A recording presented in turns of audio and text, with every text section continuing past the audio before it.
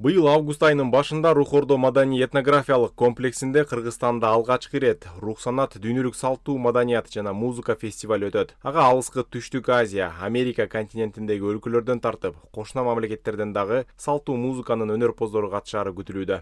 Дүйнөлүк рух санат фестивалі, салттуу маданият жана музыка фестивалі өзүңүздөр билгендей 3 чоң иш-чараны өзүнө камтып турат. Бул эл аралык сынак.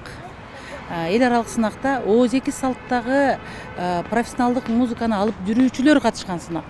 Бул дүйнөлүк ошол багытта өзүнүн чыгармачылыгын, мындайча айтканда, өмүрүн арнаган салттуу музыканын алып жүрүүчүлөрү катыша турган сынак.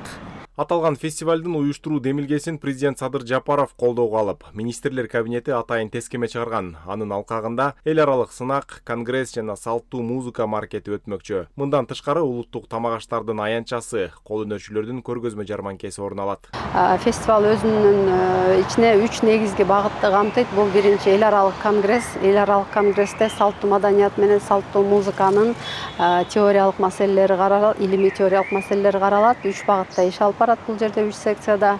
Экинчи чоң иш-чара бул эл аралык сынак. Эл аралык сынак аваздык аспапчылык багыт боюнча өткөн жатат. 2 категория менен жеке жана топтук категория. Сынактын жалпы байге фонду 3 миллион сом деп жарыяланды. Сынакка 7 өлкөдөн калыстар тобу калыстык кылат. Ал эми 3-чү чоң иш-чара бул музыкалык маркет. Музыкалык маркетте өзү 3 бөлүктөн турат. Биринчиси көргөзмөлөр, жеке жолугушуулар жана шоу-кейстер деп коет. Бул дүйнө жүзүнөн келген топтордун жеке концерттери. Рух санат фестивали Маданият, маалымат жана жаштар саясаты министрлиги, Түрк маданияты жана мурасы фонду, Улуттук илимдер академиясынын салттуу маданият жана искусство илимий изилдөө борбору тарабынан уюштурулат. Ага музыканы сүйүүчүлөр, Ысык көлгө келген коноктор катыша алат. Бакберди Баязбеков, Аскар Маратов, ЛТР, Бишкек.